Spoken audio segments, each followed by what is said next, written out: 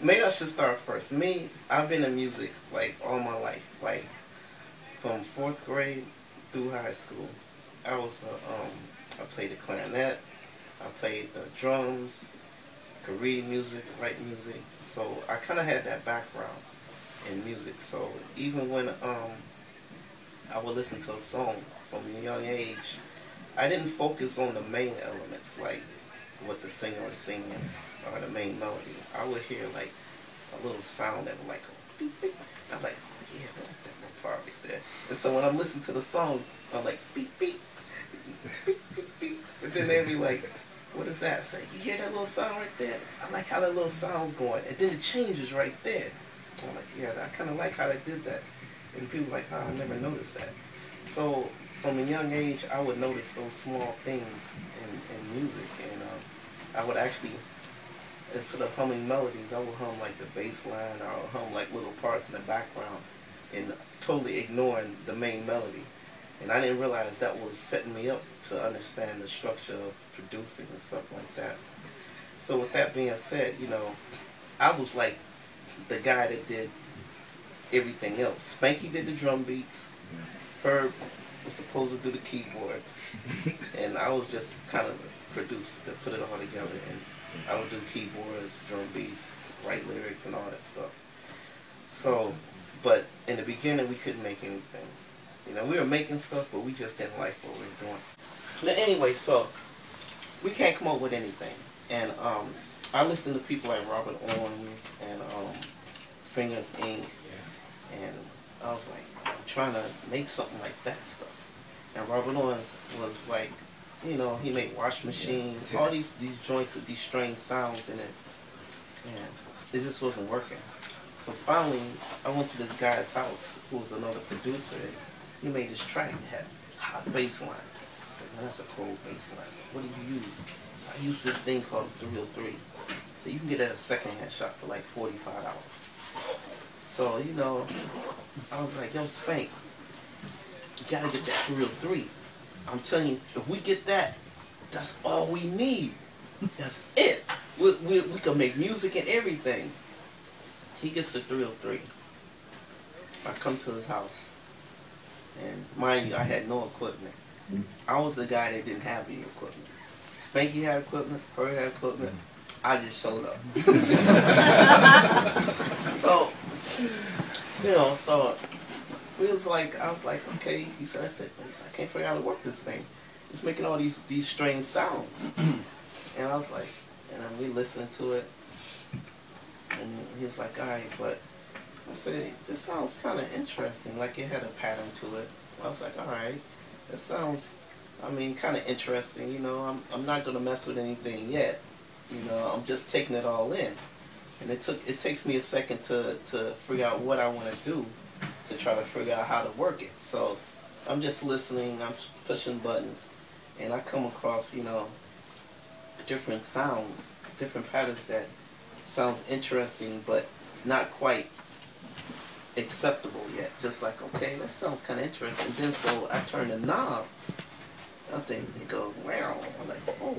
And then, you know, you turn it again, wow. I'm like, whoa. I'm like, it's like, wow. I'm like, oh, snap. So I'm like, you know, that could be something right there. Like I'm just gonna turn the knobs. I haven't even learned how to program it. I'm just gonna turn the knobs. All we had, it was synced up. That's it. Synced up. It was syncing right. That's all we had. So I'm turning the knobs, and before you know it, we turning the knobs for like 2 hours straight. And just pushing the buttons, and everybody's just doing their head like that. And then Spanky's programming a beat on the fly. He's like, yeah. I was like, dang, it's like a jam session. And I was thinking, yo, that's hot. I said, man, record that. So we recorded it, and the first acid tracks, I kid you not, was 26 minutes long. Because we just kept turning the house and just listening, yeah, we going like that. And then I was like, I guess we should stop this by now. So we stopped, and I was like thinking, man, that was crazy. And he's like, yeah, what? I was like, what do we do with it though? Like, it just, like, I I mean, it sounds hot to us. Us three in a room. That's it. It's only us three. And I was like, but it don't sound like anything else out there. And Spanky was the one that said, you know what? We need to. I know only one DJ that would want to play this, or possibly be open to play this, and that was Ron Hardy. And I don't know. Have you guys heard of Ron Hardy? Yeah. You guys heard of him? Okay. He. So we go down to the music box, and we had a cassette tape for people that never heard of cassette tape. It's a little tape thing that you play. So we had recorded on a cassette. Tommy. We recorded on a cassette, and we take it to the music box, and we play it for Ron Hardy. And Ron is just like, he's listening. He's not say anything. The dude listened for 26 minutes. Didn't say a word. And we're sitting there like the whole time. We're like nodding our heads. We're looking left and right. We're like, okay. So and then he just and after it finishes, he just goes. He's like, okay, when can I have a copy? he was like, yeah. So he says he needs to put it on the reel and all that stuff. So we had went back, made a copy, and gave it to him and everything like that. And so he said, I'm gonna play it this weekend. So the weekend comes, we're real excited, and he plays the track, and wow, man, the wind just went on ourselves because people was like, dance was just it was like, oh wow. And I was like, man, they didn't like it. And so they didn't like it.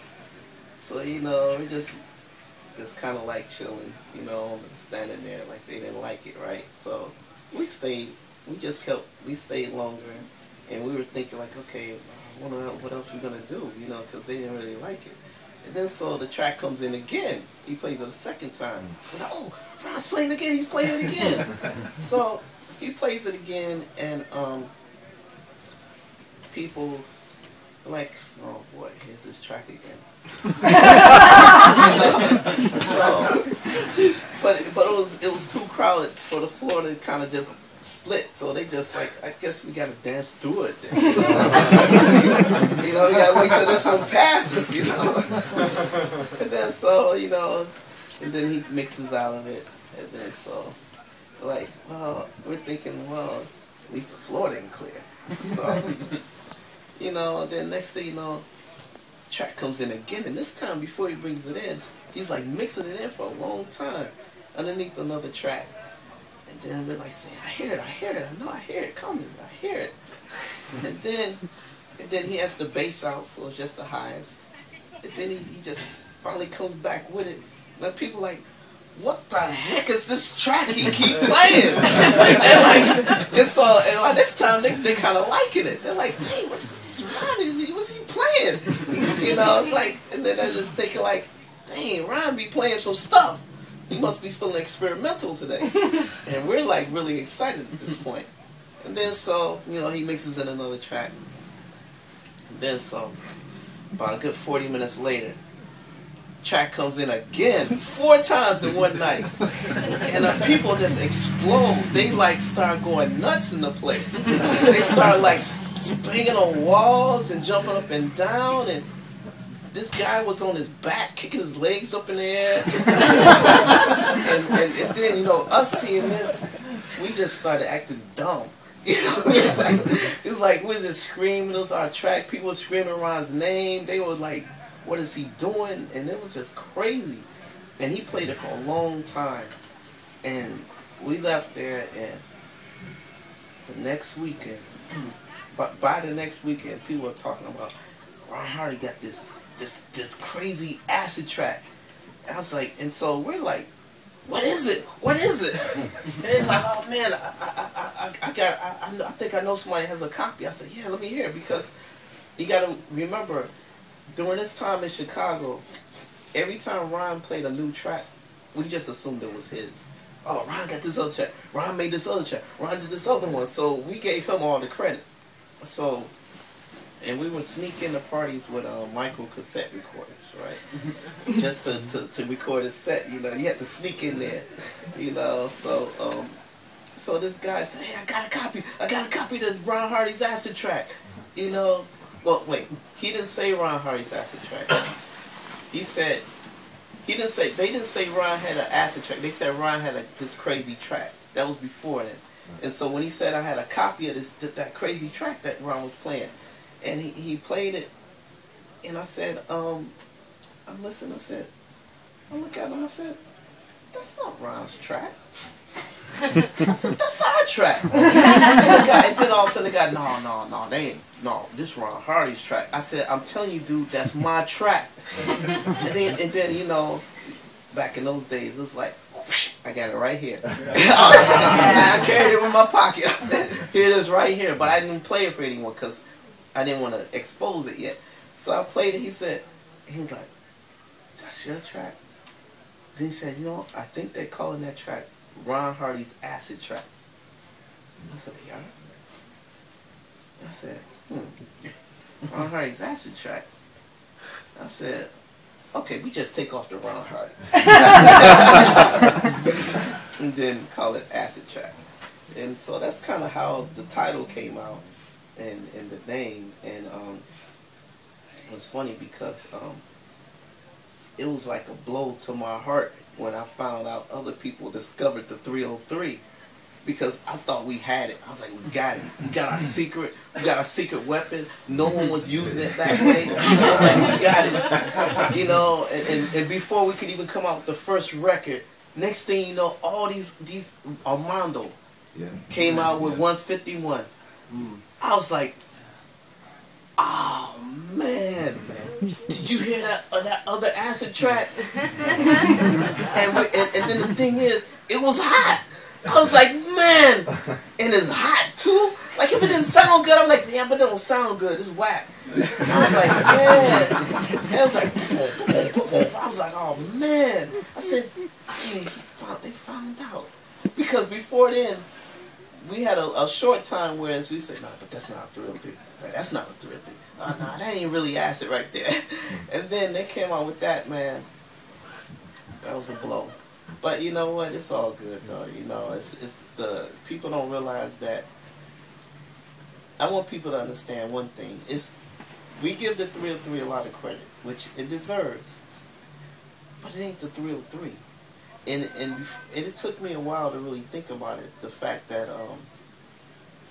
when we do what we do to something, to the 303, that's what makes it acid. Because the 303 alone isn't acid. It makes bass lines. And what we did by twisting the knobs made it acid. And then that makes people see that sound as being acid in the way, and they see the 303 as being acid. So at first, people kept saying, oh, that makes acid. But technically, that didn't make acid. It didn't make acid before we touched it. Now it makes acid. It's just what you do with something that makes something special.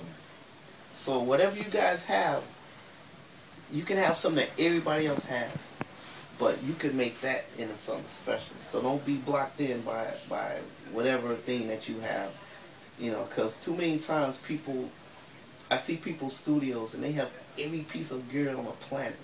I'm thinking like, gosh, man, this look like NASA. Like, what are you doing up in here, man? I got to do this, I got to do that, I got to do that. And I'm like, bam. I said, man, do you know how to work all that stuff? I mean, it's like it's so much stuff because they think that they need all these different pieces of equipment to be creative. And I didn't really have that much stuff, you know. Even when I started making money, I still didn't get too many things in the studio because that's almost a distraction. I want just what I need. I don't want more than what I need. I don't want to get something because it's the latest, greatest, or it's a new thing. I want to get really good with the stuff I have and really learn how to exploit the stuff that I have, and only upgrade when I find that I'm not feeling creative with what I have. Then I say, you know what, I need to get something else. You know, because a lot of these people that have all that stuff, they either don't use most of it, or they never really learn how to make anything anyway. They just tinker with all the stuff they have, but never really make anything good, you know.